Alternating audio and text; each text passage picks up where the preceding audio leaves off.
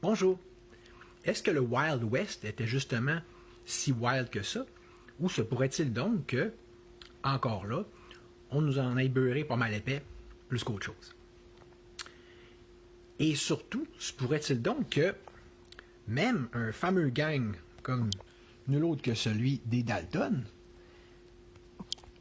était pas exactement ce qu'on nous a présenté, puis que de telle sorte que leur exemple, pour ainsi dire, tendrait à démontrer au contraire, tout particulièrement, que le mode de gestion sociétale du Far West était peut-être au moins pas mal moins pire que l'espèce de gestion communiste totalitaire caractérisant nos sociétés occidentales actuelles et Québec en particulier. Fait que, et que de telle sorte qu'on puisse au moins, et notamment dire, que c'était déjà tout autrement moins anarchique à l'époque. Et tandis qu'on pourrait tout aussi bien dire, en fait, que c'était de l'anarchisme sous son meilleur jour. Fait que c'est comme vous voyez, c'est quand même assez important comme étude, puis comme questionnement, parce que si c'est vrai ce que je dis, ben ça vient démontrer encore plus, on ne peut plus clairement, là, le principe que le libertarisme ou l'anarchisme, on va aussi parler un peu plus tard on va parler de la distinction entre les deux, que c'est loin d'être si fou que ça comme modèle. Là,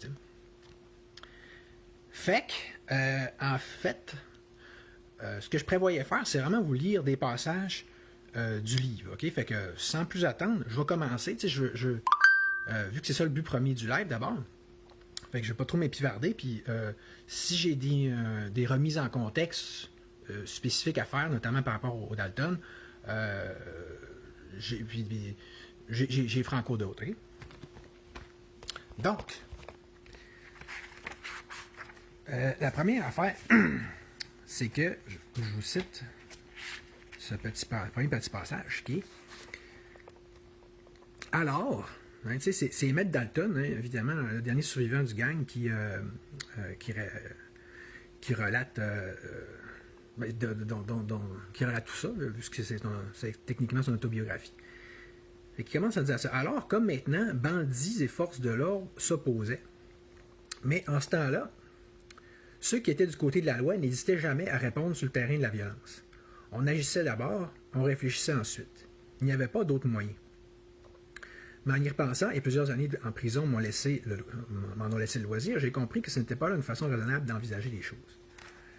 Fait que déjà là, je sais pas si vous voyez, quand on dit qu'on parle de Wild West, c'était pas nécessairement tant aux bandits eux-mêmes que ça s'appliquait qu'aux forces de l'ordre. Il n'y avait pas rien, dans le fond, pour les checker tant que ça. Il faisait vraiment la pluie et le beau temps, là, un peu comme, genre, la DPJ peut le faire actuellement, c'est-à-dire n'importe quel pouvoir qui est uncheck, comme on dit en anglais, mais c'est ça que ça fait par définition, tu sais. Fait que on pourrait fort possiblement avancer de en partant que il y avait au moins autant, sinon plus, de violence gratuite de la part des officiers de police, ce qu'on appelle les marshals ou les marshals députés, les députés marshals ou les shérifs, que de la part des bandits eux-mêmes. T'sais. D'ailleurs, comme vous allez voir avec l'histoire des Dalton, c'est carrément non seulement on peut, c'est ça que ça va avoir démontré, mais à un tel point que c'est carrément ça qui va les avoir conduits vers la voie du crime. T'sais. L'autre chose importante à garder en tête, c'est que là, on parle souvent des 4 frères Dalton, mais en réalité, il y en avait 3 là, qui vont avoir été impliqués dans le gang des Dalton. Parce que le 4e, Bill, en tout cas dans le livre, on n'entend pas vraiment parler. Et puis, mais il y en avait un autre au départ qui s'appelait Frank Dalton, puis qui avait été député marshal comme les 2 autres principaux membres du gang, c'est-à-dire Emmett et Bob. Salut Yves. Puis Fait que vous pouvez voir, on parle d'une famille qui était au départ des familles quasiment de policiers, de l'équivalent des policiers à l'époque, là, des gens qui étaient des députés marshals, des adjoints du marshal, ok? Du genre le shérif, la différence entre shérif et marshal, je ne comprends pas trop. Là. Fait que c'était vraiment des gens en fait relativement éduqués, très respectueux de la loi, puis qui faisaient respecter la loi avant qu'elle sautait la clôture, comme ça arrivait souvent. Tu sais, même des gens comme même White Earp, tout ça, ils vont sauter c'est des gens qui vont avoir sauté la clôture, vont avoir fait des crimes, à un moment donné, ils viennent Marshall, à un moment donné, ils repassent de l'autre bord. La ligne était un peu floue, là, tu sais. Mais juste pour vous dire quel genre de monde c'était, je vais juste lire un passage concernant Frank Dalton, qui a été tué en plein service d'ailleurs en tant que marshal. Il n'a jamais commis au moindre crime de sa vie, au contraire. Puis regardez ce passage-là, okay? Parce que là, le marshal, parce que c'est son supérieur, donc il lui demandait d'ouvrir la trappe littéralement en dessous de quelqu'un qui allait être pendu. Okay? Parce qu'il est censé faire toutes les tâches que son supérieur lui demande. Mais il dit, colonel, si c'est là tout ça... c'est le colonel, dans le fond, pas le marshal. Si c'est là tout ça à quoi vous me jugez bon, je démissionne. Je suis prêt à tirer sur n'importe qui si c'est là mon devoir. Mais je n'ouvrirai jamais une trappe sous les pieds de quelqu'un, pas même sous les pattes d'un chien. Puis le colonel, après ça, il a dit ben, mon garçon, salut Frank, je ne vous blâme pas, moi non plus, je ne le ferai pas. Puis, après cette prise de position-là par Frank Dalton, on ne demanda plus à aucun député marshal de remplir cette horrible tâche. C'est pourquoi il le remerciait à tous et lui témoignait leur gratitude en se cotisant pour lui acheter une belle boucle en or qu'il portait sur lui au moment de sa mort. Vous voyez le genre de gars que c'était, tu sais, quand même assez noble de caractère, puis assez droit, puis qui a des principes, tu sais. D'ailleurs, juste pour, évidemment, continuer dans ce sens-là, parce que vous allez voir assez rapidement qu'est-ce qui va avoir produit la gang des Dalton. Mais avant toute chose, là, je serais rendu au 24. Hein? Rien. Fait que... OK. Je continue la lecture. À cette époque, il n'y avait pas de législation civile dans les territoires indiens. Vous pouviez porter autant d'armes que vous le vouliez. Donc pour ceux, hein, comme Frank, qui sont pour contre les législations d'armes à feu, on s'entend que ce temps-là, c'était quand même du rabat dans le genre bon vieux temps. Vous pouvez donc porter autant d'armes que vous voulez. Vous ne pouviez pas poursuivre en justice ni être poursuivi en justice, toujours ces territoires indiens. Pratiquement, le député Marshall était à lui tout seul juge et policier. Et un peu comme Judge Dredd là, dans le film du même nom, là, puis qui est alors incarné par Sylvester Stallone, là, mais qui est un super juge, policier juge. Je trouve que c'est des modèles, sans dire qu'ils sont idéaux, mais qui sont relativement intéressants. Je vais le dire pourquoi vite. Même si c'est pas idéal, puis il peut engendrer des excès, mais le policier, au moment où on se parle, est un peu juge. Il faut qu'il fasse preuve de jugement quand on lui dépose une plainte, puis tout ça. Puis j'ai souvent remarqué que les policiers étaient pas mal moins pires que les juges. Il y avait souvent plus de jugement, sont souvent plus proches du peuple, sont souvent plus, regarde, on fait la part des choses, sans faire moins faire du tapis. En tout cas, je dis ça de même. Fait que...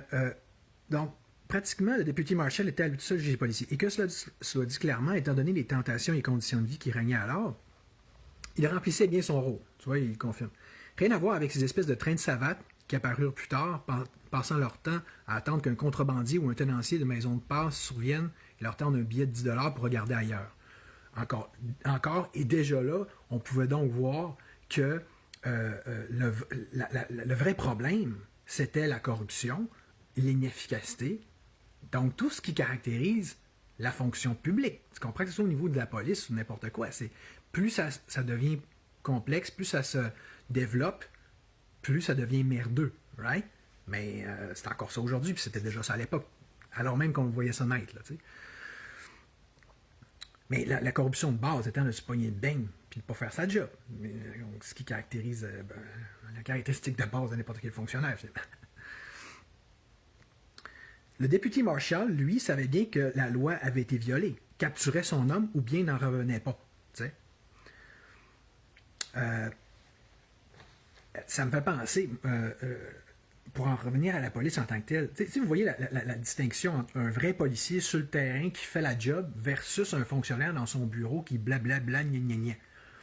Mais c'est encore ça aujourd'hui. Je me souviens, c'était Patrick Baudry de la Meute dans le temps qui m'expliquait, parce qu'il a assez bon contact à ce niveau-là, qu'au niveau de la police, plus tu pars de la base, plus c'est la compétence qui te fait monter d'un échelon à l'autre, jusqu'à ce que tu arrives à un certain point où que là, ça revire de bord, ça devient politique. Puis que c'est des nominations qui viennent d'en haut qui font que tu as tel poste. T'sais, je me souviens, Geneviève Guibault, c'était la chef de la police, je ne sais pas trop, la ministre. Elle qui n'a jamais eu de portée de bottes de policier, comme il disait, puis qu'elle fait juste pousser un crayon dans le bureau. Vous voyez la petite différence. Là. Ben, c'est ça. C'était ça à l'époque, c'est encore ça aujourd'hui. À la fin du siècle dernier, les territoires indiens avaient un fort pouvoir d'attraction sur tous les hors-la-loi. Si vous alliez lire un acte d'assignation en justice à quelqu'un, fût-ce un prédicateur, il était capable de dégainer et vous tirer dessus. Bon. Est-ce que ça, c'était une bonne chose? Non, évidemment. Un sens, c'était un excès, mais d'un autre sens. Et c'était quasiment envié. J'envie quasiment à cette époque-là. Parce que quand tu vois comment c'est de la merde, le système de justice, aujourd'hui, et ça l'était déjà à l'époque, comme on va le voir, tant mieux si on peut s'en priver, tant mieux si on peut s'en préserver. Est-ce que la loi, un peu du plus fort, la loi un peu faite par le monde eux-mêmes, comme ça pouvait être le cas à l'époque, était si moins bonne que ça? Ça fait penser à l'époque des chevaliers, tu sais, où est-ce que le droit, souvent, se réglait en duel, tu sais.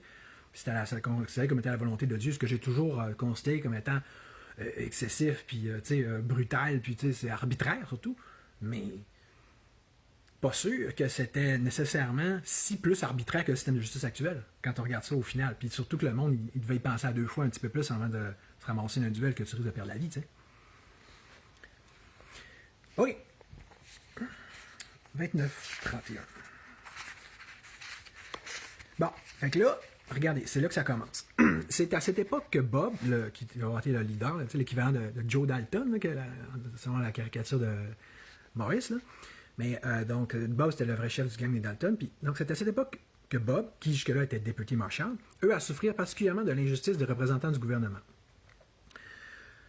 Le Marshall Walker avait succédé à Jones. Walker n'était pas en cause. C'était le gouvernement qui négligeait constamment d'envoyer de l'argent. Mécontent, Bob finit par abandonner son poste. Donc, autrement dit, il était sous-payé. Et il se faisait niaiser par le gouvernement. Fait qu'il a lâché sa job. OK.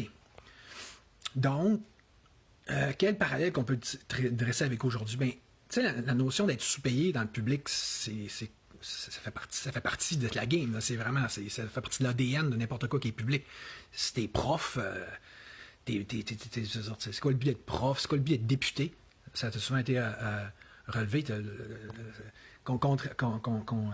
comparé au genre de salaire, de revenus que tu peux faire dans le privé. Fait que déjà, ça, c'est pas fort. En plus, il y a la notion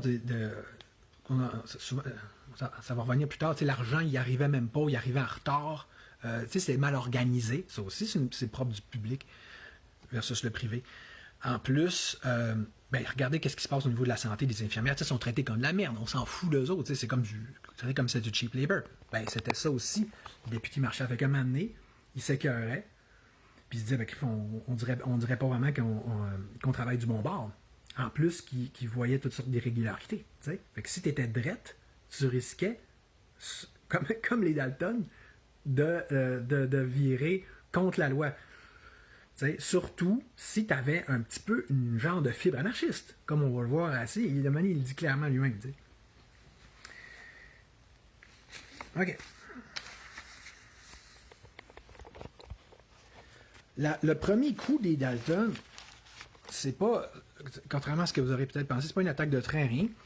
C'est vraiment qu'ils s'étaient retrouvés en Oklahoma, non, à partir de l'Oklahoma, il était rendu à Santa Rosa au Nouveau-Mexique. Puis là, ils se sont retrouvés dans, tu sais, une fameuse scène de saloon où est-ce qu'il y avait un jeu pas de roulette là, ou quelque chose, là, mais un jeu mexicain en tout cas. Puis je vous cite encore le passage du livre. Devenu simple spectateur, ne me fut pas longtemps pour découvrir que le jeu était truqué.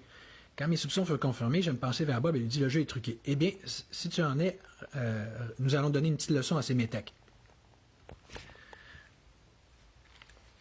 Stéphane Fortin, le duel contre toi, voyons.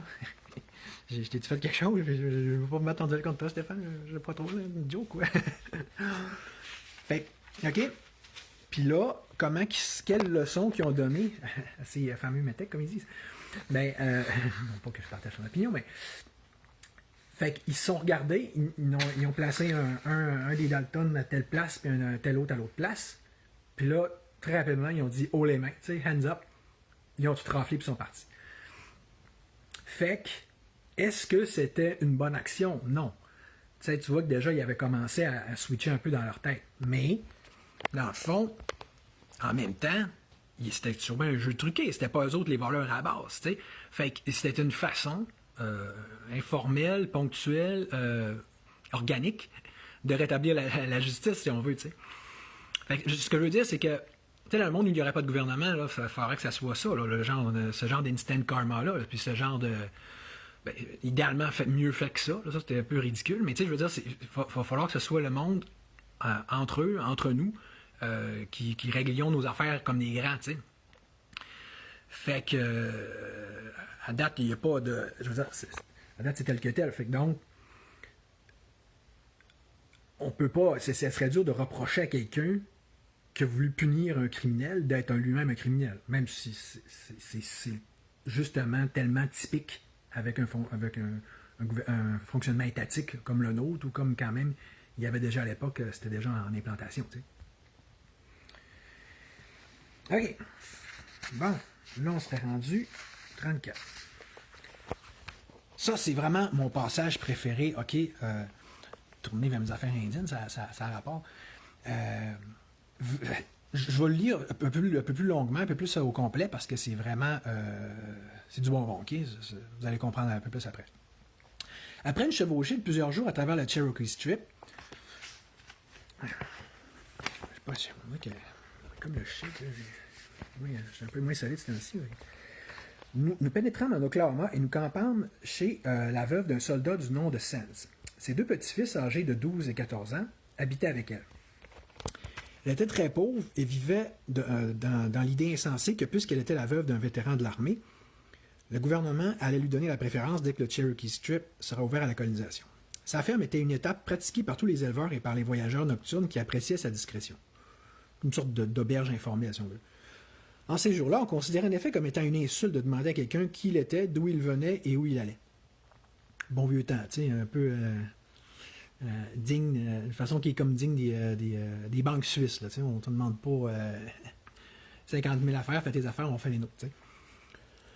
Tandis que nous nous entretenions avec Mme Sands de la possibilité de reconstituer nos provisions, arriva un fermier de la région, gros, gras, au cou rouge, usurier de surcroît, qui, avec la plus extrême brusquerie, il écrivait bien, pareil, M. Dalton, l'informant que le tribunal lui avait fourni les papiers officiels lui permettant d'exiger le remboursement de son hypothèque. Il la menaça, en cas de refus, de lui confisquer ses deux petites mules mexicaines, en l'occurrence toute sa richesse, sur lesquelles une hypothèque de 20 $ avait été engagée avec un intérêt de 8 $.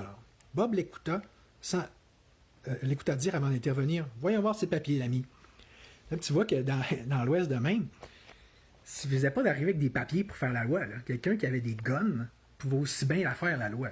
Puis, comme on va voir assez vite, ça pouvait être souvent pas mal mieux de même. Bob, les ayant examinés, lui rendit les documents en disant « Tu peux écrire payer derrière, c'est moi qui paye. » Tu sais, M. Dalton, le gros méchant, il dit « Non, je vais en payer sa dette. » L'usurier obtempéra et rendit l'hypothèque. Alors Bob lui tendit 20 $ en déclarant « Voilà ton compte, tu n'as pas besoin d'intérêt. » L'homme protesta, affirmant qu'il a travaillé dans pas mal d'administrations et qu'il connaissait ses droits. Ça, je sais pas si... Ben c'est ça, parce que dans le fond, c'était 20 $ l'hypothèque, dans le fond, puis, tu sais, il dit, prends ça, pas d'intérêt, rien, tu sais, parce que... Même, et notamment, vu qu'il savait que c'était un usurier, tu sais, usurier, ça veut dire, justement, profiter des intérêts, t'sais. C'est à quoi Bob rétorque? Ah oui, tu sais, un de ces citoyens, coup de main à l'époque à Bob, qui deviennent ministres tous les 4 juillet et qui vous hégémonie tous les banquiers parce qu'ils maltraitent les pauvres gens. Mais ça ne t'empêche pas d'être là, toi, dans ce pays où c'est le plus fort qui fait la loi, en train d'essayer de déposséder une vieille femme de sa paire de mules. Maintenant, l'ami, tu vas nous coller ces 20 dans ta poche et tu vas nous faire une démonstration dans tes talents de cavalier. Je ne veux plus entendre parler de toi ou sinon les intérêts, c'est toi qui vas les payer. Et comme il disait après ça, Emmett Dalton, il se peut bien qu'une partie des 20 en question est provenue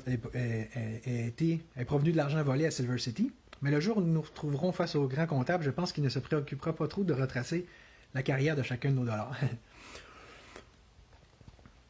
Fait que, tu sais, imaginez, là, c'est là qu'on voit que des supposés bandits comme les Dalton, dans ce genre de situation-là, en fait, ils se trouveraient bien plus à rétablir une vraie forme de loi, d'ordre et de justice que c'était les petits fonctionnaires, les petits représentants de la loi, puis les petits banquiers, puis les petits représentants du système, si tu veux, qui étaient les premiers, alors que c'était eux autres qui étaient les premiers à venir corrompre, puis ramener l'injustice dans ces territoires-là qui étaient encore libres, essentiellement. T'sais. Vous voyez comment que ça grappille, puis que ça tu sais, que ça... Voyons, comment on dit ça, là? Ça se promène, là, comme des petits insectes qui rampent là, pour venir s'incruster assez vite. Là. Ils disent, où est-ce qu'il n'y a pas d'État, puis donc il n'y a pas de corruption, on va l'amener assez vite, inquiète pas. Bon, OK, 36. Là, on va passer au niveau du frère Grad Dalton. Parce que là, les deux membres principaux, c'était Bob et Emmett, qui s'étaient suivis dans leur démission, puis qui avaient commencé à prendre les voies du crime, on va dire. Ben, en fait, c'est pas mal ça, techniquement. Mais là, Grad Dalton, il était à une autre place, puis regardez ce qui s'est passé. Cependant, le frère Grad, insatisfait de son travail de marshal à Fort Smith, démissionna lui aussi. Quelqu'un ramassait pour lui l'argent qui lui était destiné. Okay? Encore de niaisage, de traficotage, de corruption gouvernementale, si on veut, essentiellement. Il suffirait sans doute d'être au courant des combines, mais de ce genre de combines, finalement, mais aussi étrange que ça puisse paraître, étant donné notre destin, ce genre de trafic ne nous attirait guère. Vous voyez? C'était pas des petits... espèces de petites sangsues puis de limaces là, qui aiment ça, eux autres, profiter des failles du système, puis naviguer à travers un système corrompu, puis un petit pot de vin par-ci, puis un petit avantage par-là. Là. C'était du monde, au contraire, qui était droite, puis qui, parce qu'ils étaient droite, sont non seulement sortis du système, littéralement, mais qui se sont mis à se battre contre lui, t'sais, parce que c'était leur façon de voir ça. T'sais. Ouais. Là, on se fait rendu 38. Fait que... Là, regardez bien ça. À un moment donné, il y a eu comme on dit, le chapitre, il s'appelle Hors la loi malgré eux. Là, c'est parce qu'il y a un train de l'Express, la Wells Fargo, là, la compagnie de ça, là, puis de Southern Pacific, là,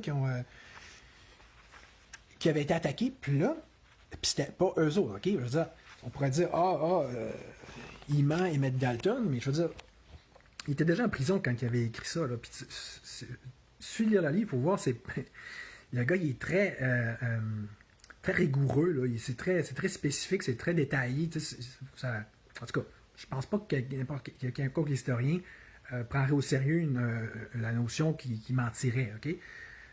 Si quelqu'un fait un débat là-dessus, on en fera un, mais je pense pas que c'est... Fait que là, l'idée, c'est que je vous prends ces termes, ok? Il dit c'est alors que quelque chose d'incroyable se produisit. Par une sorte de téléphone arabe se répandit la nouvelle suivante, c'est un coup des Dalton. Puis, nous savions que nous n'avons rien fait, mais nous savions aussi, par les temps qui couraient, être soupçonné, c'était déjà être à moitié condamné. Fait que, vous comprenez un peu la mécanique? Vu que là, sans même avoir été coupables, sans avoir rien fait, ils ont été, eux autres, victimes l'espèce de vague de diffamation-là, qui évidemment qui se répandait comme une sorte de... comme une traînée de poudre. ben, ils se sont dit, on est fait, là. Puis ils savaient qu'ils ne pouvaient pas compter sur la justice du système de justice. Fait qu'ils se sont dit, ben, tant qu'à être conseillé comme un dehors la loi, on va le devenir. C'est carrément comme ça que c'est né. Puis eux autres, ben, ils ont attribué ça, ça rendu là, ben, est-ce qu'il y avait raison ou tort, je ne sais pas. Mais ils ont vraiment mis ça sur le compte de la Wells Fargo puis de ces compagnies-là, en se disant, mais peut-être que c'était vrai, peut-être que c'est pas vrai. On disait que c'est d'autres qui avaient parti ces ragots-là. Mais, bon, qu'est-ce que ça montre? Ben, la médisance, puis tu comprends, le commérage, que ce soit aujourd'hui ou à l'époque, t'en as. Mais voyez-vous comment que c'est pas long que ce genre de blablatage-là non seulement peut instrumentaliser le système de justice et le système étatique, mais en fait finit par se matérialiser à ce niveau-là. Regarde, c'est carrément ça que moi je vis par rapport à mon fils, puis que comment de familles dont la DPJ pique les enfants se retrouvent dans une situation similaire. C'est que, tu sais, je vous enverrai le post, je mettrai dans la description que j'ai fait aujourd'hui, tu sais, quand tu dis que Carman disait que 3/4 des signalements à la DPJ n'auraient pas dû être retenus, carrément, là. Beaucoup, là, ça. Ça veut dire que c'est des petits Québécois communistes qui se toulent, puis le système, après ça, il embarque, il n'est pas tellement intéressé plus qu'il faut à faire la différence. Ça, il fait de la job. Anyway, c'est ça pour la DPJ aujourd'hui. C'était ça pour les policiers dans le temps. Puis là, tu as l'agent Smith, là, littéralement, c'est comme ça qu'il s'appelait, lui qui courait après les Dalton. Lui, là, il faisait son zélé, mais en même temps, dès qu'il voyait que les Dalton étaient campés à une place, puis qu'il savait qu'ils étaient là, il faisait quasiment exprès d'aller ailleurs parce qu'il savait qu'ils étaient des mauditement bons tireurs. Fait que, tu sais, quand c'est le temps de faire un show, ah oui, je cours après les Dalton, il faisait son espèce de Lucky Luke, supposé. Là, il en beurrait épais, bien gros, mais il ne voulait pas se faire tuer. Fait qu'encore là, tu vois le genre de corruption de te payer pour rien faire, puis pour s'inventer de la job, puis pour prétendre, pour être en mesure de justifier son salaire. T'sais. Fait que peut-être que la machine judiciaire, sûrement, qui était encore plus corrompue à l'époque, comme on va le voir, puis qu'eux autres, ils savaient encore plus qu'ils pouvaient pas y faire confiance. Mais je peux vous garantir que si aujourd'hui même, t'es pogné avec le tribunal de la jeunesse, moi je le sais d'expérience, puis là, je suis pas tout seul, je commence à être documenté, je vais continuer. Tu le sais que tu peux pas, que t'as pas. C'est impossible dans ce tribunal-là d'avoir une vraie justice. Quand tu dis que 3/4 des juges, genre une bonne proportion en tout cas, c'est des anciens avocats de la DPJ. Tu comprends? Fait que t'es fait. T'es fait si tu rentres dans cette machine-là. La différence, c'est quoi? Par rapport à, mettons, quelqu'un comme moi aujourd'hui ou les Dalton à l'époque. Eux autres, ils se sont dit, ben on est fait, on n'a quasiment pas le choix de devenir criminel. Puis factuellement, tu regardes jusqu'avant ça, il avait juste fait ce hold-up-là, là, que j'ai décrit tantôt, puis que c'était un drôle de hold-up, là, tu sais. Mais comment de gens qui ont dû suivre un parcours similaire, si même les Dalton qui étaient jusque-là quand même, on va dire, pratiquement irréprochables, plus des modèles qu'autre chose, notamment dans le contexte du Far West de l'époque. Fait que c'est ça. Puis tandis que, tu sais, aujourd'hui, tu comprends? Moi, je vais donner mon exemple. Moi qui fais face à des DPJ. Ben, je vais vous vendre un petit scoop que je n'avais pas dit, mais tous mes autres engagements, je les tasse de plus en plus, puis je sais que dorénavant, non seulement je vais consacrer ma vie à me battre contre elle, mais en fait, je vais retourner aux études en septembre prochain en droit. Tu sais, je vais devenir avocat juste pour ça. Puis dans l'espoir pour ainsi retrouver mon fils. Mais le point étant, pourquoi que je dis ça, c'est que je dis, regarde, vous me forcez à me battre contre vous, correct, je vais le faire. Mais moi, au moins, puis notamment en 2026, tu sais, j'ai la possibilité, avec l'habitude on va dire, intellectuelle et scolaire que j'ai, parfait, de retourner à l'école puis d'aller les battre avec leurs propres armes. Mais c'est pas donné à tout le monde, ça. Même et notamment aujourd'hui. Fait que, tu sais, s'il y en avait la possibilité aujourd'hui, combien de gens, tu sais, ils se diraient, ah ouais, ben, je vais me battre contre vous, puis pas nécessairement juste légalement puis pacifiquement, là. Puis c'est ce que ces gens-là, évidemment, mériteraient. L'État, là, la DPJ, là, ces cochonneries-là. Puis à l'époque, on voit que c'était loin d'être nécessairement mieux. OK? Bon. Fait que, on va passer à la page 53, ce serait censé être celle-là. Là, il enchaîne, il dit même maintenant, parce que là, c'est sûr que là, il avait comme un peu franchi le Rubicon, là. Il avait franchi la ligne du crime, là, tu sais. Ceci dit, même de ça, il dit même maintenant, je ne puis expliquer maintenant ce qui nous poussa à attaquer le train de Wharton. Nous avions traîné pendant des mois ennemis malgré nous de la société et de la loi. Notre vie de tous les jours, cependant, n'était pas ce qu'on pourrait imaginer. Nous ne menions pas la vie dissolue que l'on prête aux banquiers. Nous ne buvions pas. Notre seul but était de harceler notre ennemi, l'Express Company, et d'aller ensuite en Amérique du Sud.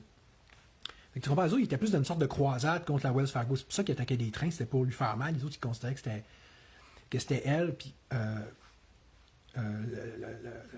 leur ennemi, puis la victime, je veux dire, la raison pour laquelle il était rendu dans la merde, puis qu'ils vont avoir arraché leur vie, si tu veux, là. Puis comme vous allez voir plus tard, c'est non sans raison, parce qu'il clairement, il payait des avocats puis des juges après ça pour les mettre dans le chenoute, tu sais. Fait que comme aujourd'hui, les compagnies à l'époque étaient puissantes puis ils emmenaient à l'arche, tu sais. Un peu trop. Mais regardez, l'autre point que je voulais dire, c'est notre fréquente venue. Tu sais, là, ils commencent vraiment à être dans leur... à avoir leur mode de vie plus établi, là, leur mode de vie dehors la loi.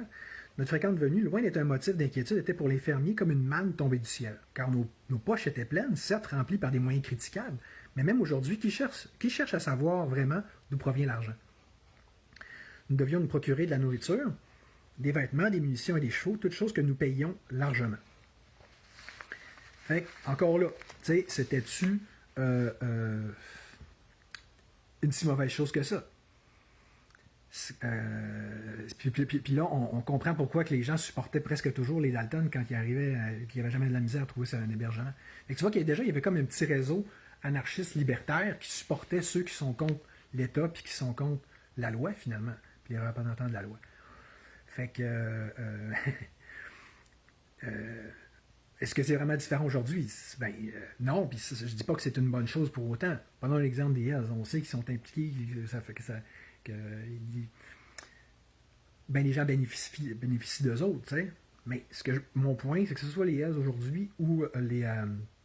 salut Franck, salut Milan.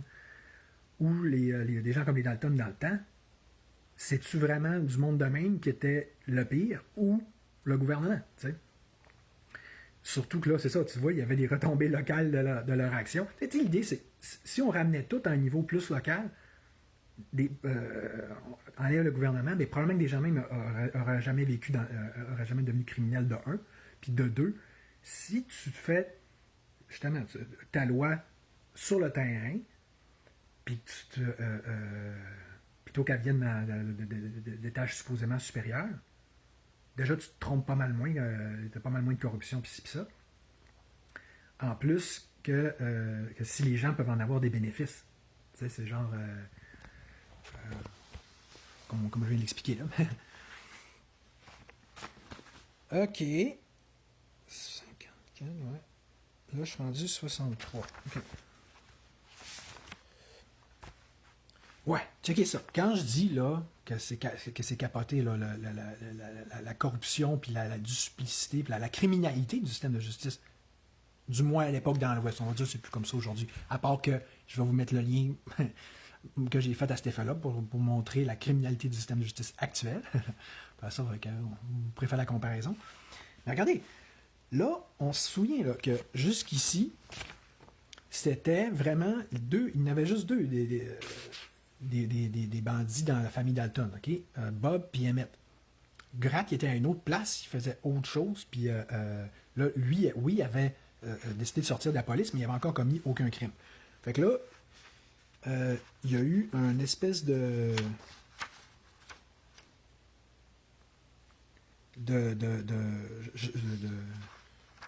un autre train, je ne sais pas trop, qui avait été attaqué. Puis Puis, ils ont dit, je ne suis même pas sûr que si c'est les Dalton, les vrais Dalton qui avaient fait le coup, mais là, ils ont dit, ils ont vu dans les journaux que... voyons, tu la vois? Le bandit Grant Dalton est condamné. Fait que... je sais même pas... alors qu'il n'avait absolument rien fait. Il n'y avait rien à voir dans cette affaire-là. Puis eux autres, ils étaient déjà rendus à planifier, Bob et Emmett, de s'en aller en Amérique du Sud parce que ils voyaient bien que ça allait chauffer pour eux autres. Fait qu'en voyant que leur frère il avait été faussement accusé, ils se sont dit, ben on va rester pour essayer de le délivrer. Fait qu'encore une fois, ils vont avoir été forcés de revenir des chemins du crime, malgré eux, à cause d'une injustice du système de justice. Puis hier, après ça, il dit le lendemain, un bref rapport télégraphique confirmant le fait que Gratt avait été condamné pour avoir été complice de l'attaque du train d'Alila. Et ajouta que Bill, notre autre frère, avait été acquitté à l'audience préliminaire. Ouais, le train d'Alila, c'est ça. Je pense que c'était les... je me souviens bien, c'était bien les Dalton, mais tu sais, les vrais, là. Bob et Emmett qui avaient fait le coup, mais Gratt, il n'y avait aucun rapport là-dedans. Il n'était même pas en communication avec eux autres, tu sais. Fait que, si vous voyez le genre de logique là, punitive, de ah, ouais, on va leur faire la peau, on va leur faire la job à tous les Dalton, si t'es frère Dalton, t'es fait, tu sais, la coupable par association, là, tu sais, le genre de super logique et justice gouvernementale, là, qu'on va avoir tellement vu, je veux dire, avec la COVID, hein, tes cas vidéo, t'as plus de droits, tu sais, c'est la logique totalitaire, hein. T'es un enfant de la DPJ, bon, on te kidnappe ton enfant, tu sais, c'est comme... t'as un stigma qui est mis sur toi, t'es un citoyen de seconde classe, ben toi, t'en as plus de justice pour toi, tu sais. Ok, 78. Pourquoi j'avais mis ça?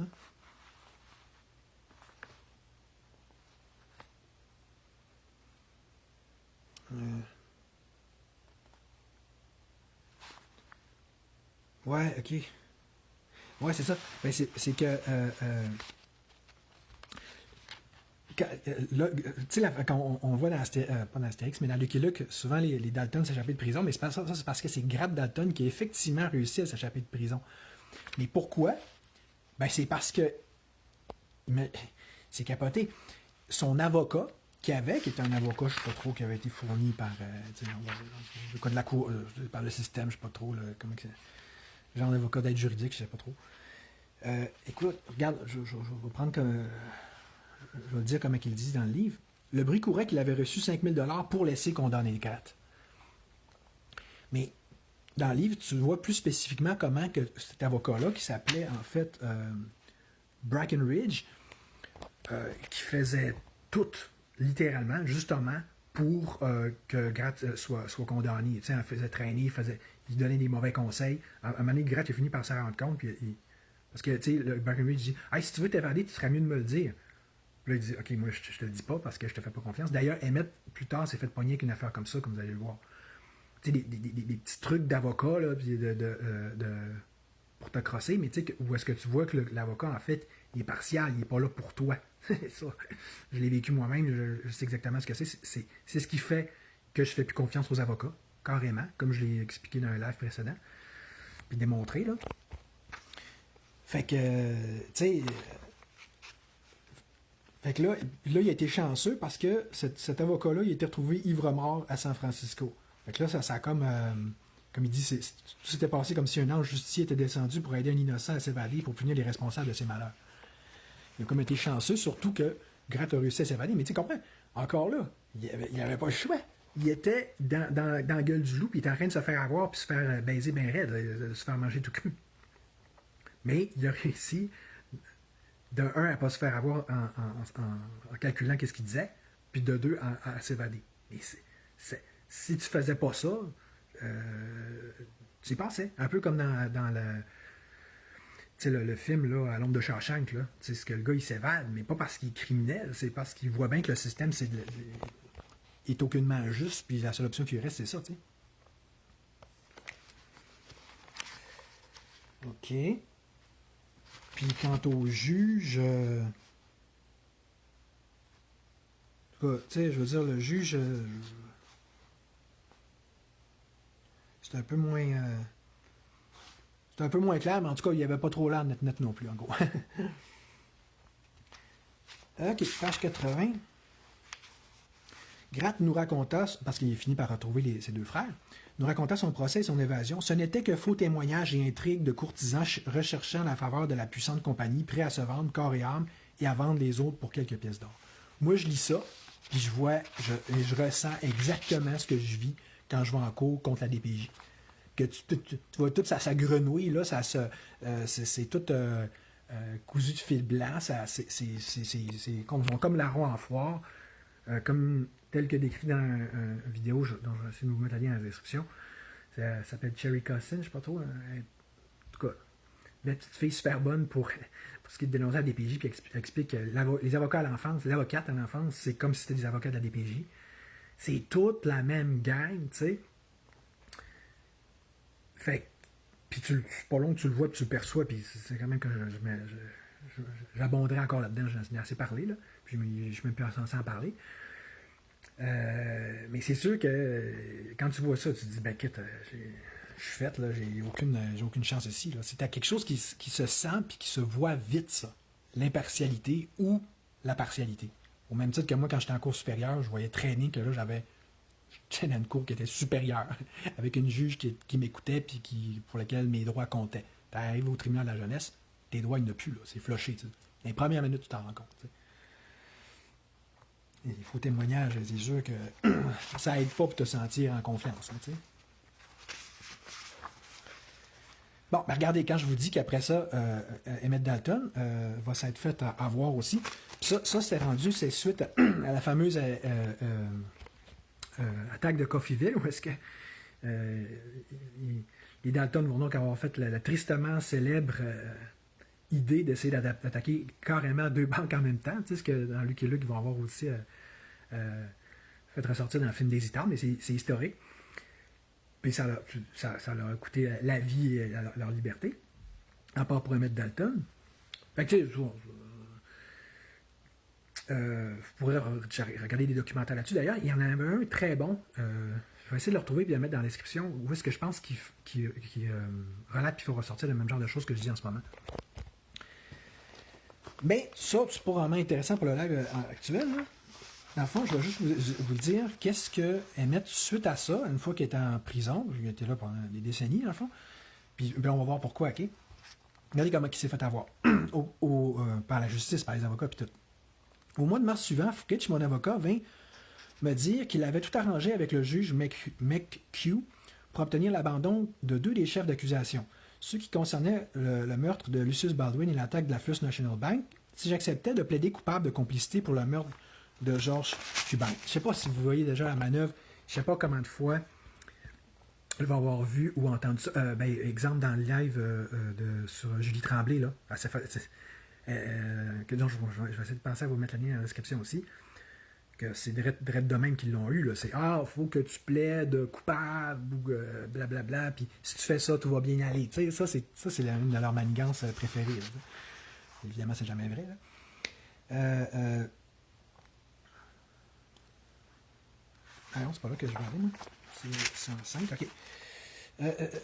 J'étais alors passé d'une peine de 15 à 20 ans. Je refusais tout net, sachant bien que je n'avais tué personne et qu'on ne pourrait pas prouver le contraire. Parce que dans cette attaque-là, Emmett, qui est un peu plus le tranquille, le plus docile, le plus by the book des Dalton, si on veut, il n'avait légèrement pas tiré sur personne. Il pourrait dire qu'il était complice par association, mais je veux dire, c'est ça qui se serait débattu dans ce procès-là si ça avait été juste et normal. Donc, je refusais tout net, sachant bien qu'on... Cependant, après mon avocat, d'autres hommes de loi et des amis tentèrent de me convaincre pendant plusieurs jours en me disant que le tribunal serait plus enclin à m'aider si je voulais obtenir une commutation de peine plus tard. J'acceptais donc de plaider coupable de complicité de meurtre, faisant confiance à la parole de la cour. Écoutez bien ça. Imaginez ma surprise quand venu comparaître sur mes béquilles, parce qu'il avait été gravement amoché dans l'attaque de Coffeyville, là, pour le moins qu'on peut se dire. Le 8 mars 1893, je m'entendis condamné à la réclusion à vie. Si je n'avais pas été de caractère équilibré, si je n'avais connu l'égoïsme, la fausseté de la nature humaine, eh bien, ce jour-là, je serais devenu anarchiste. Ding ding! Fait que ça, c'est capoté. Voyez-vous? Moi, c'est cette phrase-là que je trouve qui est la meilleure, la plus importante, la plus révélatrice. Là. Si lui, il suit le fil des événements, puis des aberrations, des injustices qui lui sont arrivées, il ne pouvait pas faire autrement que de virer anarchiste en son âme et conscience au niveau idéologique, au même titre que dans les faits, c'est un peu ça qu'ils vont être devenus, des anarchistes, mais on va dire de la vieille école. Parce que vous savez, les premiers anarchistes, c'était... faut bien avouer qu'ils ne faisaient pas toujours dans la dentelle. Là, des assassinats, souvent, ils préconisaient ça. Plus des fois du terrorisme, des bombes, puis tout ça. Ça s'est stabilisé, ça s'est calmé par la suite, mais ça fait partie de l'éthos anarchiste pendant longtemps. Puis même des maîtres apprentis comme Kropotkin, ils n'ont jamais pu condamner, exemple, formellement les assassinats, par exemple. Puis vous savez, des assassinats, il va en avoir eu, comme notamment celui de l'archiduc, l'archiduc de Hongrie, là, tu sais, là, d'Autriche-Hongrie, là, Louis Ferdinand, je pense. En tout cas, c'est ce qui avait déclenché la Première Guerre mondiale, carrément. Fait que c'était... mais c'était presque dans la même époque, hein? Fait que... Le point étant, c'est quasiment instinctivement, sans s'en rendre compte, les Dalton, ils étaient en fait des anarchistes, puis ils s'étaient comportés d'une façon qui, dans l'époque, s'inscrivait avec ce que d'autres anarchistes pouvaient le faire. Mais c'était, tu sais, quand tu regardes ça, il y avait une logique dans leurs arguments, puis dans les réflexions, puis les raisonnements qui vont les avoir amenés à ça. Puis encore aujourd'hui, même si on condamne leur façon de faire, moi j'ai toujours condamné la violence, c'est ça aujourd'hui, mais même à l'époque, globalement, où dans les milieux anarchistes, c'était moins clair. En Europe aussi, puis tout. En plus que ça, ils n'étaient pas formés anarchistes, c'était juste on the fly. Mais tu comprends? Que ce soit être anarchiste, selon la conception plus européenne, plus éduquée, ou plus selon l'école, on va dire, libertarienne, hein, qui était celle qui va avoir été celle des États-Unis, puis qui est plus simplement basée sur la liberté, puis garde, fuck l'État, on ne vous fait pas confiance, laissez-nous... Mais respectons donc plutôt la liberté individuelle, puis le principe de non-ingérence, non-intervention de l'État, tu sais. Approche qui va avoir représenté la base du libertarisme moderne. Fait que tu comprends, les Dalton, l'air de rien, c'était à ça qu'ils se rattachaient.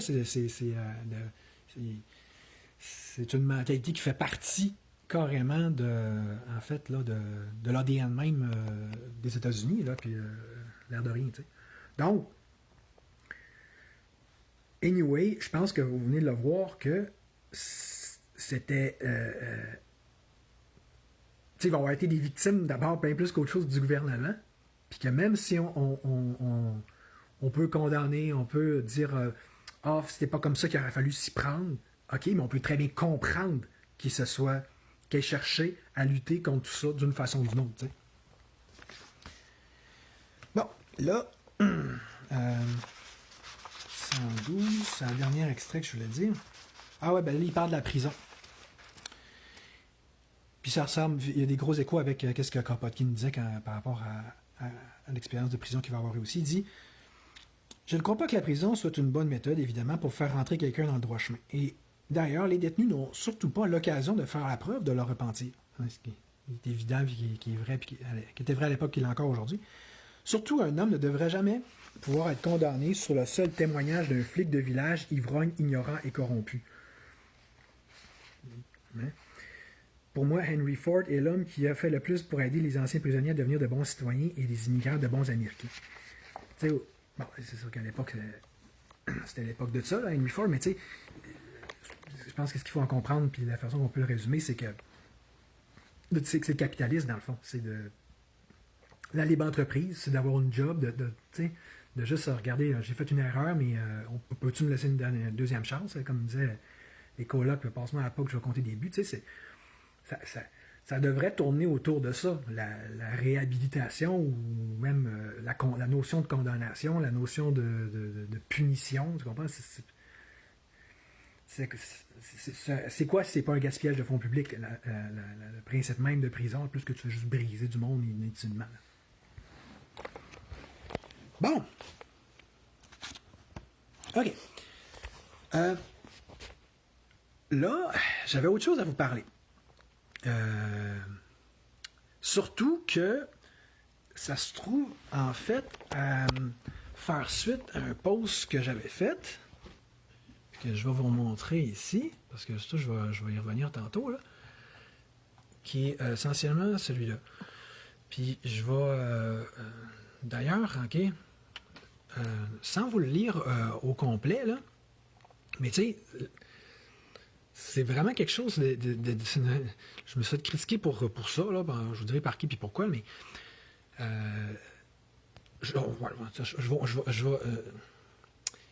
parce que j'avais encore pas vraiment nécessairement dit en live en tant que tel, là, mais tu sais, le principe, je vais quand même vous lire au moins ce passage-là. Tant que tu crois encore à l'État, ne serait-ce qu'à un degré ou un autre, d'une façon ou d'une autre, ou tu voudrais encore le garder pour ceci ou pour ça, la nécessité de l'abolir ne peut que rester encore inconcevable. Alors, du moment où vous n'êtes pas pour la destruction au moins quasi complète de l'État, et du moins, autre terme, si vous ne pouvez pas vous décrire vous-même comme étant à tout le moins libertarien, sinon volontariste ou anarchiste, ça impliquerait de dire qu'en soi, vous croyez encore à l'État. Là, j'ai dit, ben là, ça veut dire que, rendu là, si tu ne fais pas partie de la solution, ben tu fais partie du problème. Et donc, tu es le problème. Fait que,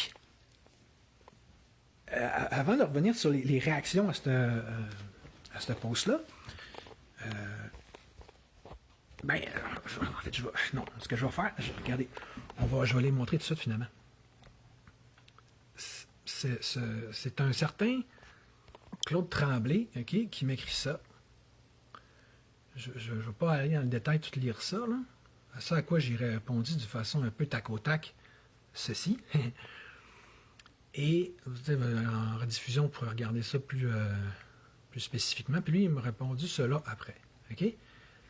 Mais là, dans le fond, je me suis dit, on va commencer par y aller sur le fond. Parce qu'il y a plein d'aspects de ridicule dans son commentaire, là, comme on va le voir. Mais sur le fond, il y a une affaire que je veux préciser puis qui me semble... Parce qu'il y a un élément qui me semble bon pareil dans son argument, dans sa critique, OK? Et en fond, c'est plus spécifiquement le fait, parce que c'est vrai que si quelqu'un lit mon post, il pourrait penser que je laisse entendre ou que je suppose, que je prétends qu'il y a juste l'anarchisme pur et dur en tant que tel qui soit la solution, genre pas d'État. Alors que... en réalité, ma position est beaucoup plus subtile, notamment en tant qu'ex-chef fondateur et du Parti libertarien du Québec, dont je suis en train de devenir le représentant officiel, finalement, en passant. On a refait les papiers pour ça. Mais tu comprends, ça veut dire que moi, depuis le début, la façon pour moi d'arriver à une situation aussi proche de l'anarchisme que possible, c'est de un, le libertarisme, et plus précisément en passant par un parti qui est lui-même qu'on pourrait décrire comme étant plus minarchiste. Donc, tu sais, l'idée, c'est de rétrécir le plus possible l'État jusqu'à ce qu'on arrive à presque rien. Mais tu sais, pour vous mieux vous faire ressortir cette distinction-là, cette espèce de nuance-là, j'avais un autre exemple que je voulais prendre. Et c'est ça provient en fait de la série de films Twilight, tu sais, là, des bonnes vieilles années 2000, là, dans lesquelles je me suis redonné à me remettre récemment. Je me rappelais pas que c'était la bonne main. Je pensais que c'était plus quétaine style Titanic, là, mais finalement, non. C'est vraiment un très bon film. Mais le point que je vais amener par rapport à ça, c'est que les méchants dans le film, c'est ce qu'ils appellent les Volturi, ok? Donc les espèces de genre de société secrète de vampires qui sont exactement calqués sur les Illuminati. comme dans Interview avec un vampire, d'ailleurs, ils font les mêmes signes là, de même avec les deux mains, là, qui semblent assez clairement genre une allusion un peu plus directe à la franc-maçonnerie. T'sais. Fait que, bon, ça c'est tel que tel. On peut s'y attendre que pour n'importe quoi qui vient d'Hollywood d'abord. Mais c'est que les Volturi, dans le fond, puis je ne veux pas dire en train de dire que c'est un mode de gouvernance que j'admire ou que j'estime, ou même titre que toutes les sociétés secrètes qui, de toute façon, mènent le monde, là, puis qui sont en ce moment nos pires ennemis. Mais pourquoi pas s'inspirer des autres pour mieux les combattre? Quand on regarde le modèle de gouvernance au niveau de l'épisode 2, là, c'est essentiellement un triumvirat. Tu sais, 3 hommes, 3 vampires, en fait. Puis, c'est drôle, on dirait que j'arrête pas de parler de triumvirat ce temps-ci avec... en raison de celui qui... de Joe Blanchette, Nicolas Tétrault, puis Maxime Ouimet, puisque je le décris ici. Mais il faut avouer que c'est une forme de gouvernance qui est forte. Pour l'avoir expérimenté moi-même quand j'avais mon OSBL et des Grativores. Je parlais récemment avec Sylvain Brouillette, l'ex-chef de la meute, parce qu'on comparait un peu nos expériences passées au niveau de la meute, puis au niveau des Grativores. Souvent, on se fait piquer nos organismes au Québec. Là, les Québécois sont bien bons pour ça. Quelque chose pogne, on te le pique. Puis, je reviendrai sûrement là-dessus au niveau de la meute prochainement. Là. Surtout que c'est assez d'actualité. Merci. Mais ce que je veux dire, c'est que le conseil de la meute, auparavant, c'était 5 membres. Puis tu vois, bon, ça a donné ce que ça a donné, mais je dis pas que c'est bon, c'est pas bon. Mais au niveau des Grativores, on était juste 3. Dans le bon vieux temps, que ça allait bien. Ce qui est minimum légal pour un OSBL, en fait. Puis tu sais, bon, je ne veux pas faire un gros débat puis un gros speech sur c'est quoi le nombre d'administrateurs que ça prend, mais 3, ce qui est sûr, c'est que t'es au minimum, c'est très petit, hein, tu vois, quasiment c'est dur d'être plus petit que ça comme conseil, mais en même temps, t'as l'effet de contrebalancement du pouvoir que t'aurais pas si c'est juste un one-man show. Fait que, anyways, je pense que c'est une formule intéressante qui a été utilisée souvent dans l'histoire. Mais de toute façon, où est-ce que je voulais en venir avec ça? C'est que tu regardes les Volturi, là. C'est comme si dans Twilight, le gouvernement vampire, c'est juste 3 personnes. Fait que rendu là, c'est pas gros. On s'entend-tu que c'est vraiment pas gros comme gouvernement? T'sais? Et que c'est tellement petit, en fait, que c'est quasiment, on peut quasiment dire que c'est comme si c'était un clan de vampires comme un autre, ou qui est juste un peu peut-être plus puissant qu'un autre.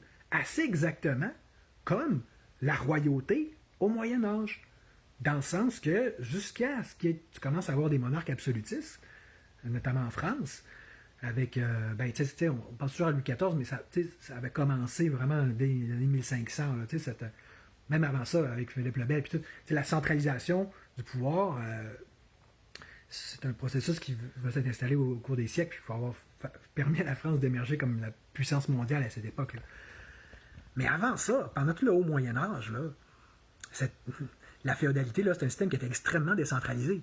C'est le pouvoir royal, il y avait à peu près autant de misère, sinon des possibilités à se faire respecter dans des régions aussi pas si éloignées que ça, pourtant, comme, mettons, la Gascogne, la Normandie, que ça pouvait être le cas au Far West. Fait que dans ce sens-là, le pouvoir royal, c'est même c'est historiquement documenté, c'était comme une sorte de... C'était un pouvoir, un seigneur parmi les autres. Juste un peu plus puissant que les autres, mais pas nécessairement tant que ça non plus. Fait que t'avais un bel équilibre du pouvoir pareil. Pas en train de dire c'est parfait, c'est ce qu'il faut, mais revenons au principe d'une société, on va dire anarchiste, ou à tout le moins libertaire. Voyez-vous que, rendu là, la distinction entre les deux, elle devient très faible. Tu sais, si il y a un État central, oui, mais que c'est à peine différent de ce que si c'était juste d'un ensemble de seigneurs libres qui est un peu plus fort que les autres, qui sont un peu naturels et organiques. T'sais? Là, rendu là, la distinction entre anarchistes est très ténue, est très subtile.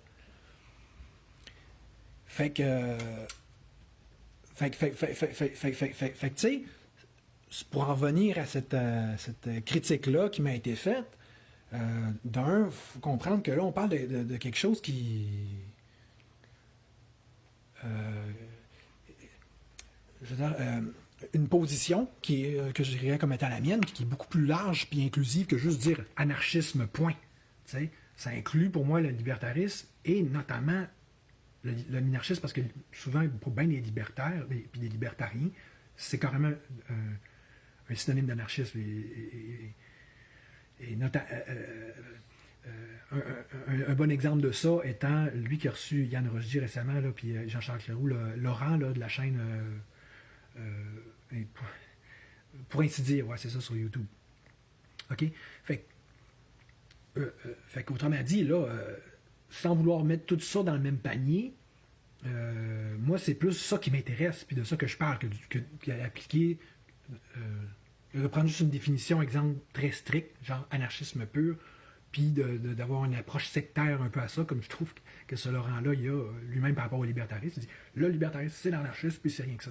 Ça, c'est une interprétation spécifique. Moi, quand je parle, pour moi, d'anarchisme ou de libertarisme, c'est l'ensemble des... ce qui m'intéresse là-dedans, c'est l'ensemble des avenues qui amènent à réduire l'État le plus possible jusqu'à sa plus simple expression possible. De telle sorte que, comme on vient voir, rendu là, imagine un monde libre là, qui se rapprocherait beaucoup de celui que les Autochtones avaient avant, ou que les Celtes avaient, ou que les Grecs.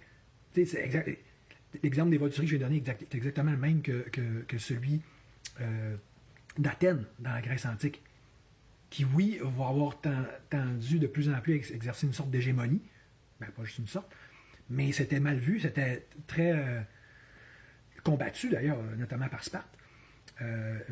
Parce que c'était pas dans le principe de la Grèce antique, là, qui était réellement censé être sur un bonnet de cité-État, en fait. Mais tu sais, cette contradiction-là, tu vas toujours l'avoir, autrement dit. S'il y en a un qui est plus fort, il va tendance à prendre le contrôle de ses autres. Puis sans dire que ce soit la fin du monde, puis une si mauvaise chose en soi, parce que je suis quand même anarchiste, je suis pour qu'il y ait un État, mais tu sais, c'est vraiment pas la même chose, ça, qu'il y ait parmi les pairs, hein, les PAIR, un qui soit un peu plus élevé puis un peu en prééminence que les autres. C'est quelque chose qui est naturel, même au niveau des humains eux-mêmes. Exemple, dans une réunion, dans une OSBL, dans un organisme, il va toujours avoir tendance à en avoir un qui est plus leader que les autres.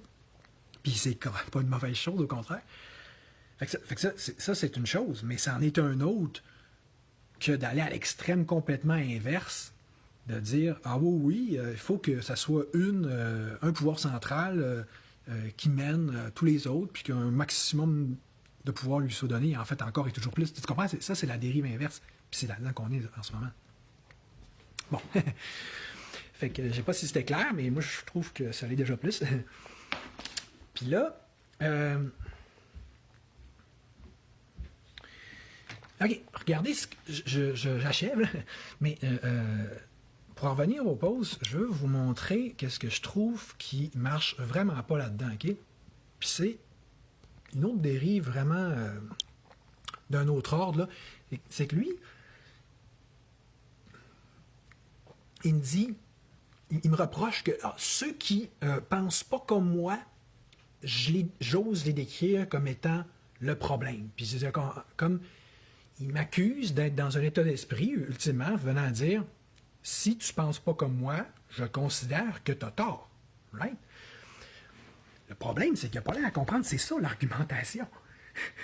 Ça, c'est du monde, évidemment, moins éduqué pas mal que moi, là, mais d'où le principe que je vais vous enseigner 2-3 éléments de base ici, là, drette là. Mais je vais remettre en fait le lien de mon livre puis de mon live, donc sur la CNV, dans la description, pour que vous catchiez comme il faut que c'est une chose que de vouloir parler en communication non violente sur nos émotions et nos besoins, mais quand on arrive en arène politique ou scientifique ou juridique, on tombe dans cet autre discours-là qui, en vocable, dans le jargon de CNV, qu'on va appeler la communication violente, OK? Mais qui est en fait certainement la communication argumentaire. Puis ça, là, je dis ça, c'est intrinsèquement violent parce que du moment que tu fais non seulement un jugement, une évaluation, une critique, mais même une simple affirmation, une prétention, comme on dit en droit, c'est violent. Ben oui, parce que par définition, ça implique de dire que tu as raison, puis que l'autre a tort. Si je dis, exemple, la Terre, je prétends que la Terre est ronde, mais c'est très plate pour les platistes. Puis même que j'en beurre épais ou pas, après ça, au niveau d'être un peu plus coquille là, dans ma façon de le dire, ça revient au même, vous comprenez-vous? Pour ça, le monde dit, tu prétends avoir la vérité. Ben, du moment que tu fais une affirmation argumentaire, une affirmation, c'est correct. Non seulement c'est correct, mais ça prend de ça. Et encore faut-il qu'on comprenne comment ça fonctionne. Donc, tu prétends que l'autre n'a pas raison. Tu prétends que tu l'as plus l'affaire que lui à ce niveau-là. Mais voyez-vous le genre de dérive, puis en fait de société de petits calinours dans lesquels on s'en va, notamment, surtout fondamentalement à cause, encore une fois, de l'État, qui rajoute des petites lois genre contre l'incitation à la haine, puis blablabla. Mais ça, je veux dire plusieurs fois que je démontre à quel point c'est ridicule. Mais qu'il suffise de regarder ce qui se passe depuis des décennies au Québec au niveau du discours sur la souveraineté. C'est pas un discours où est-ce que les gens vont toujours parler comme des petits enfants de cœur, là. Hein? À la place de ça, tous en cœur, ils vont se lancer, non pas des cœurs, mais des flèches, puis c'est correct, on a appris à vivre avec ça. Mais là, pourquoi est-ce que dans ce discours-là, c'est correct, mais dans un autre, ça, c'est pas correct? Si on parle d'anarchiste, non. Là, il faudrait que toutes les opinions sont bonnes, toutes les opinions se valent, puis alors on tombe dans une grosse garderie. Ben là, moi je dis ça, mais j'ai peut-être pas raison. Mais pourquoi tu le dis? Oups, fait que, tu sais, c'est quoi le principe de dire quelque chose publiquement, genre, il faudrait faire la souveraineté, le go, c'est un ci puis un ça, OK? La CAQ, c'est du caca. Tout ça, c'est assez violent. Tu peux juste augmenter le niveau de violence ou le baisser, mais à la base, si tu dis, même si tu dis simplement pas, même si tu dis simplement, je considère que la CAQ est mauvaise pour le Québec, ça revient à ça. Ça revient exactement au même, là. Tu le dis de façon plus polie et plus gentille. Mais, donc, ou bien tu fais ce genre d'affirmation-là, où tu dis, ah ben non, peut-être que toi t'aimes la CAQ, puis un autre t'aime pas la CAQ, puis c'est bien correct. Mais oui, mais pourquoi parler dans ce cas-là? C'est quoi on va arrêter le débat public, là. On va juste dire toutes les opinions se valent, puis toutes les opinions sont relatives. T'sais, là, les gens sont même plus capables, littéralement. Déjà que le Québec, on part de loin à ce niveau-là, avec notre superculture du consensus. Là. Mais là, on est plus capable de comprendre ou d'accepter même la notion de la pluralité d'opinion. En plus, avec le gros totalitarisme qui nous est envoyé à fond en propagande verticale par l'État, hein, qu'il faut se soumettre à un narratif politico-médiatique unique, comme dans tout bon système communiste ou totalitaire. Mais en plus, on se fait une propagande horizontale à ce niveau-là. Genre, ah ben oui, puis ça c'est la division. Ah, puis non, là, tu te penses bon de dire ça. Puis ça, je l'avais déjà expliqué, il faut toujours le réexpliquer. Mais le pire, c'est que, comme je l'ai dit dans ma réponse à ce gars-là, tu comprends, on parle ici d'un suiveux, dans le fond, de qui c'est pas de Steve Lartiste pour ne pas le nommer. Comme si lui, c'était un grand calinours. Comme si lui faisait dans la dentelle. Mais ça, vous allez me dire, c'est ridicule, c'est pas cohérent. Ouais, chier, mais comme l'État. Ça fait pas la première fois parce que c'est le principe de deux poids, deux mesures, le principe de celui qui dit, celui qui l'est. Fait que pour un gouroutisé de Steve Lartiste comme ça, c'est normal, à quelque part, que Steve, il peut être aussi méchant, aussi gratuitement violent avec n'importe qui tant qu'il veut, parce que c'est le gourou, c'est le mâle alpha. Moi, non. Moi, j'ai pas le droit. Moi, je suis censé être un mâle bêta qui suit. Mais j'ai pas... Fais ce que tu veux, toi. Je t'ai pas demandé. C'est de quoi tu... Tu sais, c'est complètement... c'est hallucinant. OK? Mais Steve, en cela, émule le gouvernement. Tu comprends? C'est ça, le principe d'un système, encore une fois, autoritaire, totalitaire, communiste.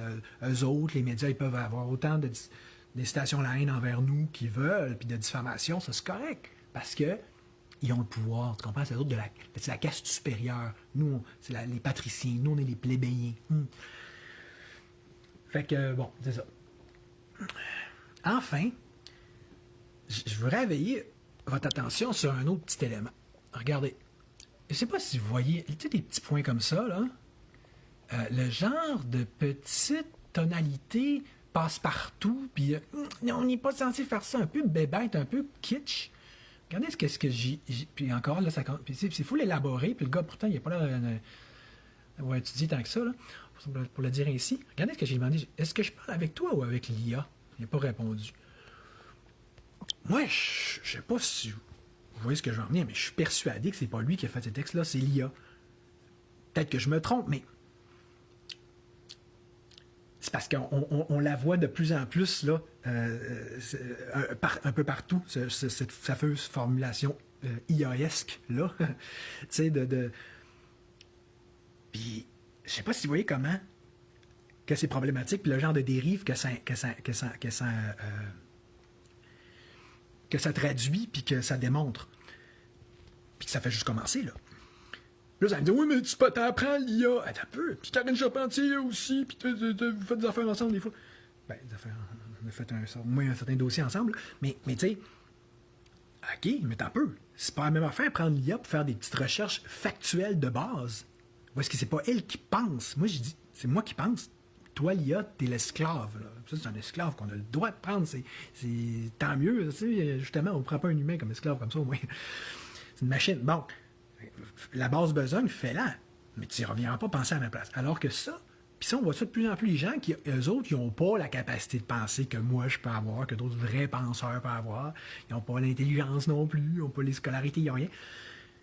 Mais là, l'IA, ça va au même titre que... Tu sais, c'est toujours t'as l'envers de la médaille, puis les deux côtés. Je veux dire, c'est comme c'est un couteau à double tranchant. C'est comme les réseaux sociaux. Tu sais, est-ce que c'est le fun, les réseaux sociaux, que ça permet de donner la parole à des gens qui ne l'auraient pas autrement? Ben oui, je ne l'aurais pas sinon. Mais, justement, ma parole est noyée dans celle d'un paquet de personnes dont l'utilité potentielle en regard de l'avenir du Québec, relativement à ce que je peux dire, n'a rien à voir. Rien à voir. Là. C'est comme moi, me donnerait une note de peut-être pas loin de 100%, puis eux autres, ça serait pas. Plus ça va, puis ça s'approche du 0%. Puis là, c'est le monde de même que vous écoutez. Ça fait vraiment partie du problème, les réseaux sociaux. Mais là, avec l'IA, là, on monte d'une coche, c'est encore pire. C'est là que tu donnes encore plus de pouvoir, encore plus de paroles, encore plus de wow, il sait ce qu'il dit à du monde qui n'ont pas d'idée, qui ne savent pas quoi dire. Mais là, ils vont se donner l'impression de. Puis, le pire, c'est que, regarde la petite tonalité moralisatrice cucu-piquétaine de l'IA, là. Tu sais, on se croirait dans une garderie, là. Elle, évidemment, elle comprend pas les choses que j'ai dit tantôt. Elle n'est pas là pour ça. Elle est petite qu'elle n'a pas jamais été habilitée, qualifiée ou censée être conçue pour penser à des niveaux fondamentaux philosophiques. Ça fait des niaiseries, puis j'ai démontré tantôt que c'était une niaiserie. Mais elle va dire, ben oui, c'est ça, il est pas fin, Charles Olivier, il est pas gentil à cause de son poste. Ah, et moi, je pourrais la mettre en boîte, ça me paraît le temps de le dire. Genre, OK. Fait que si je le dis autrement, là, je suis rendu gentil. Parce que c'est ça, là. Je pourrais dire exactement la même phrase, comme... Regarde, c'est quoi ma phrase, là? Tu sais, mettons, mes phrases. Ben, OK, je vais dire, ben, ça fait pas partie de... il faudrait réduire l'État. Il faudrait réduire l'État à sa plus simple expression. Ben, c'est exactement la même affirmation. Mais là, elle est plus gentille.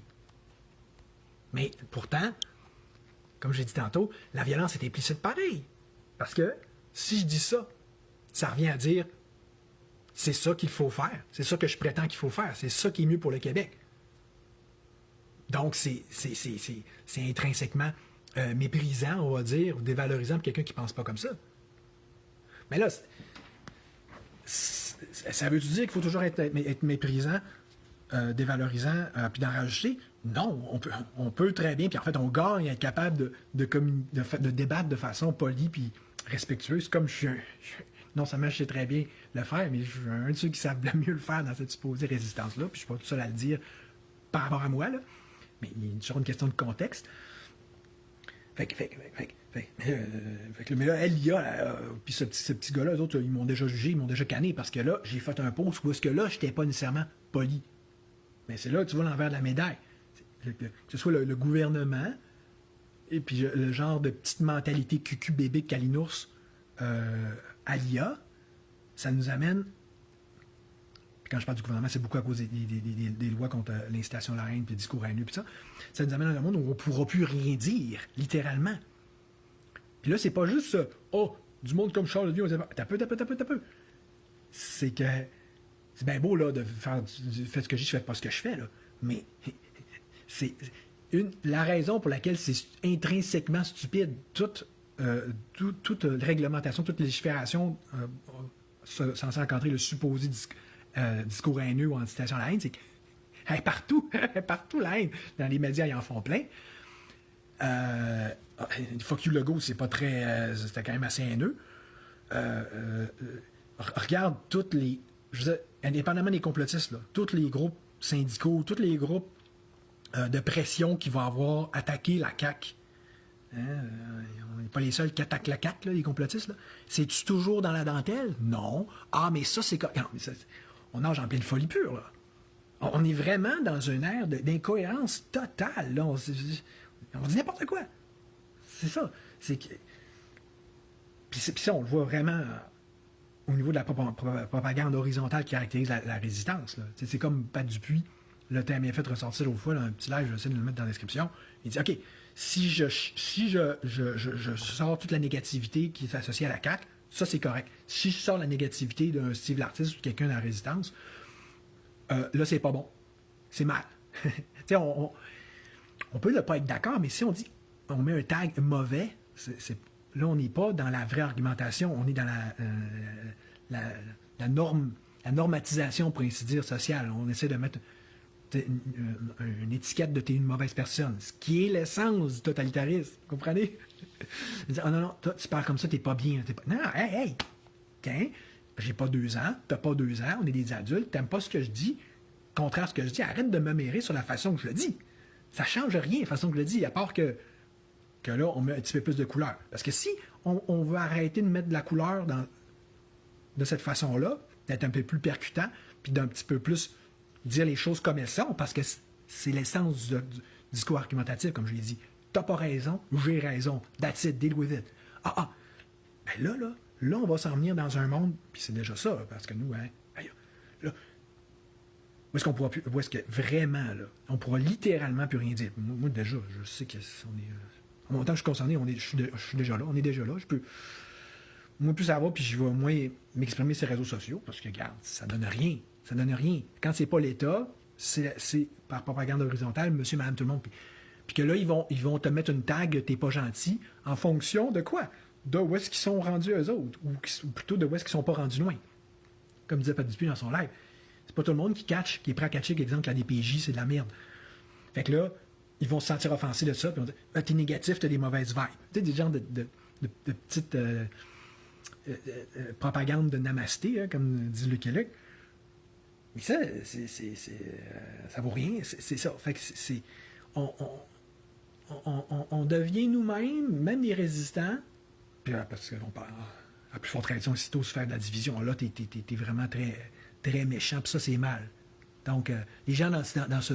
Supposons du moment qu'ils s'affichent comme étant dans ce mouvement-là, qu'ils s'affichent comme étant un vrai patriote ou un dernier patriote, là, sont intouchables. Même principe que l'État. Puis les journalistes, tu comprends, puis les journalistes qui se prennent eux autres aussi sont une caste supérieure.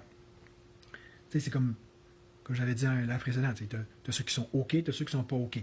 Fait que là, nous, on décide que tous ceux qui ont eu l'idée géniale de parler un jour contre le gouvernement, on les met dans une catégorie OK. Puis là, en fait, qui sont intouchables. Donc, tu sais, autrement dit, tout ce beau monde-là conspire pour qu'on devienne vraiment, qu'on s'assure de vivre dans une société de calinours qui serait supposément idéale, mais qui est en fait idéale plus au sens du meilleur des mondes d'Aldous Huxley, qui est exactement comme ça aussi. Que, ah oui, faut que on prétend que tout va bien, tout est toujours merveilleux, puis il ne faut pas jamais regarder qu'est-ce qui va pas bien. Mais ça me fait exactement penser au genre de paradis artificiel dans lequel Bouddha a grandi. Parce que son père, il ne voulait pas, selon la légende du moins, mais même selon un peu les mots du Bouddha lui-même, il ne voulait pas qu'il voie la souffrance, pour pas qu'il quitte sa vie princière, qu'il reste dans son petit monde protégé. T'sais. Fait que, caca, ça regarde pas bien, puis ça va pas bien. Puis c'est une des raisons de plus pour virer libertarien. Là, on est pogné avec du monde de même, en plus du gouvernement, qui viennent me dire quoi faire dans ma vie, qui viennent me fermer la gueule, qui viennent me ramener dans le droit chemin pour me plier à son gourou à lui, que ce soit Steve l'artiste, que ce soit le gouvernement. Il faut toujours que tu te plies à un gourou. Fait que, tu sais, c'est ça. Fait que c'est en nous, là. Tu sais, on a vraiment ce pattern-là. Là.